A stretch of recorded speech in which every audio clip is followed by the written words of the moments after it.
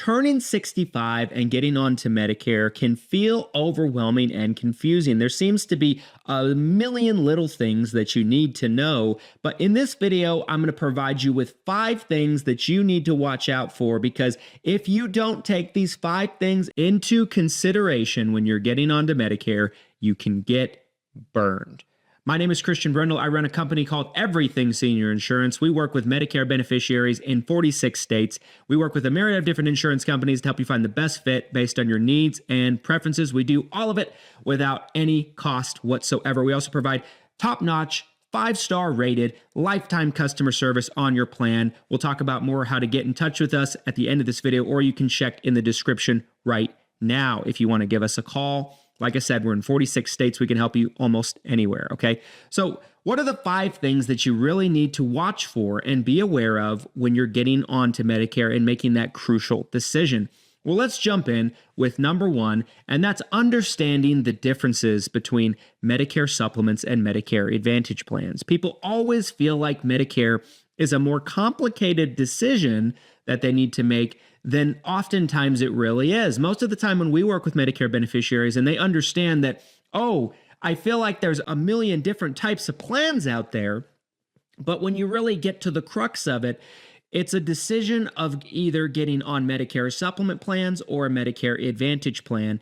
Everything you've ever heard about that relates to Medicare insurance falls into one of those 2 categories. For the majority of people, that is the decision that they need to make. It's a decision of one of 2 options. And if you can figure out which one of those is better for you, it takes 90% of the stress and confusion out of it for the majority of people. While we don't have time in this video to break down the differences between the 2, we actually did a video about this specifically where we broke it down in extreme detail, and we're actually going to pin it right here or wherever it might see it pop up in this video. If you do want to know more about those in detail, the differences, the pros and the cons, highly recommend you watch that video. We titled it The Only Medicare Video That You Ever Need to Watch, okay? But that's the first one. Get a real good understanding of Medicare supplements versus Medicare Advantage plans. Don't fall for propaganda that you see on both sides, right? There are a lot of people out there that try to demonize the other side because they are pro one side versus another. It's more advantageous for them for multiple different reasons. There's people that demonize Medicare Advantage because they want you to buy Medicare supplement plans from them. It makes it easier for them. It makes their life easier. The plans are the same everywhere. There's also people that demonize Medicare supplement plans that only want to sell Medicare Advantage plans to you. You need to throw all of that out there and look at it from an objective perspective and point of view and see what's best for you, because everybody's situation is just that different. Number 2, do not pick plans just because someone you know picked it entirely. It doesn't mean that can't influence your decision somewhat to some degree, but there's so many times I see people pick plans that are just wrong for them because their sister, their neighbor, their brother, someone at their church, whoever it might be, has that plan. But their needs and their preferences and what their whole situation for their health care might look completely different than yours. You need to pick a plan that is customized and built for you specifically. Okay, you need a plan that tailors to your needs, not to the needs of somebody else that you know. And a lot of people pick plans entirely based off of the needs of other people, and they find themselves having a plan that just doesn't work as well for them as it could, okay? There's all types of different things that you need to take into consideration when you're picking a Medicare plan, okay? If you go the Medicare Advantage route, for example, you need to make sure that your doctors are covered in the provider's network, okay? You need to make sure that you have all the providers that you want. If you travel, that needs to be taken into consideration because not all plans are as portable as others, right? You need to make sure that all of the prescriptions that you're taking are going to be covered. If you have more dental needs than somebody else or less, you need to make sure that that is taken into consideration on your plan. So there's a whole litany of things that you need to be looking at for your specific situation. Don't entirely make choices based off of what other people have done. Who knows? They might not even be on the best plan for them, and they might not even know it. They're not experts. Look for you and what your needs are entirely. Number 3, know your rights to postpone your Medicare coverage. You might hear things about late enrollment penalties, and while all those things are true, if you don't get your Medicare signed up for at the right time, and we'll talk about that in the next number on this list, it is also true that you don't always have to take Medicare at 65. In fact, there is one way that you can not take Medicare at 65 and postpone it while at the same time not getting any late enrollment penalties or punishments while doing so, okay? And that is if either you or your spouse is working, so through a current employer, you're working actively for that company, and you have insurance that's being provided from that employer. And people like to take this and twist it all of the time. You know, they like to say, well, I'm working, but I have coverage on the marketplace under the Affordable Care Act.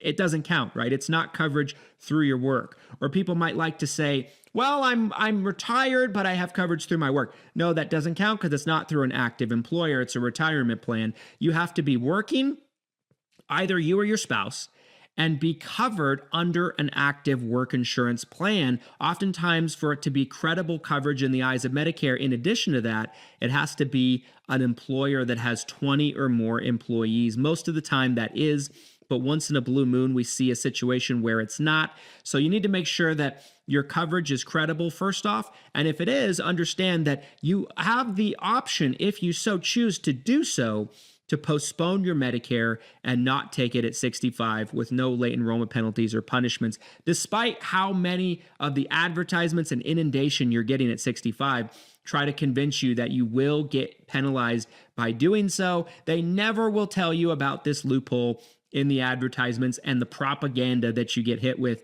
when you're turning 65. That is the one way that you can get out of it. So understand that if that's the case for you, you can do it. Number 4, we kind of touched on this on number 3, but sign up at the right time. It's very, very important. So there's 2 reasons for this. Number 1, if you don't sign up at the proper times and you have gaps of coverage that exceed 63 days or more from when you qualify for Medicare on, you can be hit with lifetime late enrollment penalties. And these penalties come in the form of Medicare Part B premiums being higher, and also on Medicare Part D prescription drug coverage having fees tacked on to your monthly premium every month. And both of these items, if you get hit with them, are that much more expensive for the rest of your life. You do end up paying Medicare late enrollment penalties for the rest of your life as long as you're on a Medicare plan. You cannot get around it once you get hit with one. There's no getting rid of it from there, okay?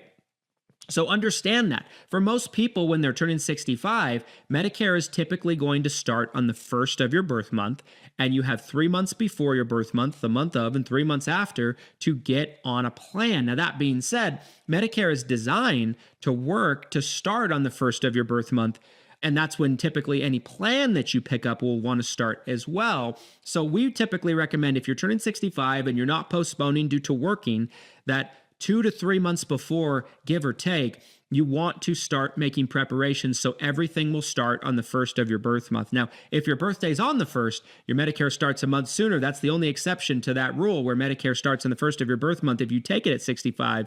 But understand that missing windows is vital. Now, in addition to the late enrollment penalties, if you miss windows by a wide enough margin, you might not be able to enroll. You have time periods and timelines that you can get onto Medicare and get onto Medicare plans. And if you miss them, you might have to wait for enrollment periods, the general enrollment period for Medicare A and B, which happens January 1st through March 31st. And if you miss getting on an Advantage plan or a Part D prescription drug plan, you might have to wait till the annual election period, which is October 15th through December 7th. And all the while, you have late enrollment penalties building, even though you want to get on coverage and you might not be able to. So taking these timelines seriously is very important. Understand that it's always going to start in the first of your birth month, with the exception of if you postpone your Medicare or your birthday is on the first of the month. That's the only 2 exceptions. Other than that, anticipate for your Medicare and your plans that you get with it to start in the first of your birth month. Last but not least, number 5 of things you need to look out for when you're getting onto Medicare. If you have an HSA through your insurance plan or through your work insurance plan, and you're going to be getting off of it to getting onto Medicare, this is very important. Because if you contribute to your HSA within 6 months of getting onto Medicare, you get hit with a tax penalty that you have to pay on your taxes when you file the following year. In addition to that, let's say you take Medicare Part A, because Medicare Part A doesn't cost anything as long as you've worked in the country for at least 10 years of your life.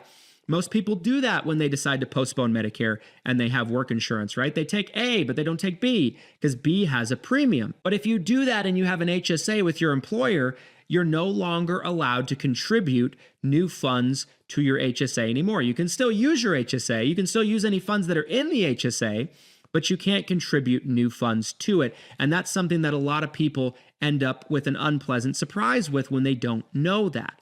Because taking Medicare Part A, even though it's just one small part of Medicare, it still is technically being on Medicare. And the rules are you can't contribute new funds, or your employer can't contribute new funds to an HSA when you're on Medicare. So understand the HSA rules. The main things you need to know is you can't contribute to an HSA when you're on any form of Medicare. And if you get onto Medicare within 6 months of contributing funds to your HSA, you might be hit with a tax penalty. What does everybody think that watched this video on my 5 things you need to look out for? Do you have any things that you feel like you don't like about Medicare? Do you feel like there's some things that I missed if you've already gotten onto Medicare? Feel free to comment them down in the comments of this video. We'll be happy to have a friendly dialogue with you about that and answer any questions that you might have. If you felt like this video was helpful and insightful for you and you learned some things you didn't know before if you're turning 65, make sure to smash the like button for the YouTube algorithm. It's going to help more people that are getting onto Medicare who are confused about all this stuff find this information easier. You could help somebody out significantly by liking the video. Make sure to subscribe. We put out weekly videos to help you out with your Medicare journey. And without further ado, everybody, reach out to our company at Everything Senior Insurance, 801-255-5340 for free, unbiased advice, guidance on what you should do with your Medicare plan. Our contact information can also be found in the description of this video. And without further ado, everybody, thanks for watching. We'll see you on the next one. Happy Medicare, and everybody.